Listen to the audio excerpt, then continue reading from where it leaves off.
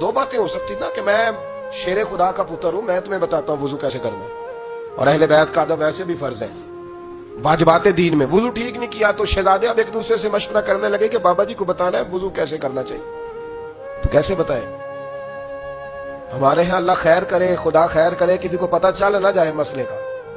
اگر پتہ چل گیا تو پھر ساری مسجد کے نمازیوں کی خیر نہیں، وہ سب کو بتائے گا کہ تم ساری غلط نماز پڑھتے ہو، پہلے میرے پاس آؤ، مٹھائی کا ڈبہ لے کے مجھے استاد بناؤ، میں تم سب کی نمازیں صحیح کراؤں گا، اس کے بعد پھر بات کو آگے لے کے چلوں۔ بڑی تیزی سے ٹھہر جائیں، ابھی تھوڑا غور کریں، رکیں۔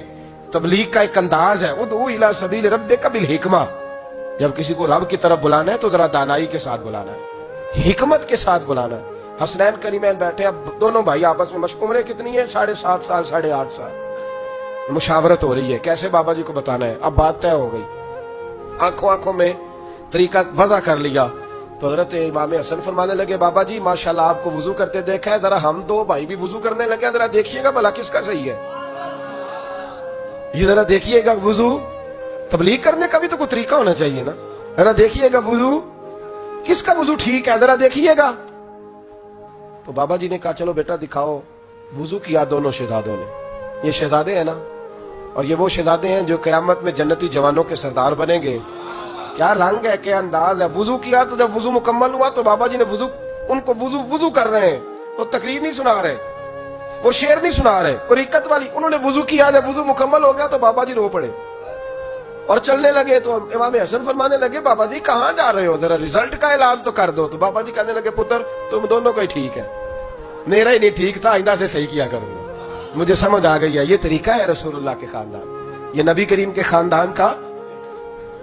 ہمارے ہاں کسی بزرگ کو جب مشورہ دینا ہو نا، آپ نے یہ بات یاد رکھنی، کسی بزرگ کو مشورہ دینا ہو تو ڈائریکٹ نہیں دینا چاہیے، یہ منع ہے، پتہ ہے آپ کو؟ توجہ ہے میری بات پر؟ پورے آداب کا خیال کرنا ہے۔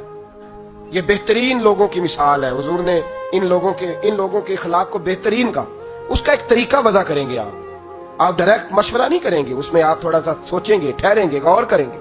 حضرت جناب سیدنا شیخ الاسلام والمسلمین خواجہ قمر الدین سیالوی رحمت اللہ تعالی، ابھی قرون اولیٰ کا وقت نہیں، یہ ہمارے پاس کے بزرگ ہیں، ابھی انہیں کچھ عرصہ ہوا دنیا سے رخصت ہوئے۔ شیخ الاسلام خواجہ قمر الدین سیالوی رحمت اللہ علیہ نا پنڈی کے علاقے میں کسی سید عالم کے پیچھے نماز پڑھی، عالم بھی تھے اور سید بھی تھے، ان کے پیچھے جب نماز پڑھی تو انہوں نے نا نماز کے اندر کوئی ایسی غلطی کر لی، ہو جاتا ہے نا انسان بھول جاتا ہے۔ وہ ایک بزرگ تھے تو ان کے پاس میں بیٹھا تھا، تو ایک صاحب کہنے لگے جی وہ فلاں عالم نے فلاں بات کیا تو مجھے سمجھ نہیں آ رہی وہ دلیل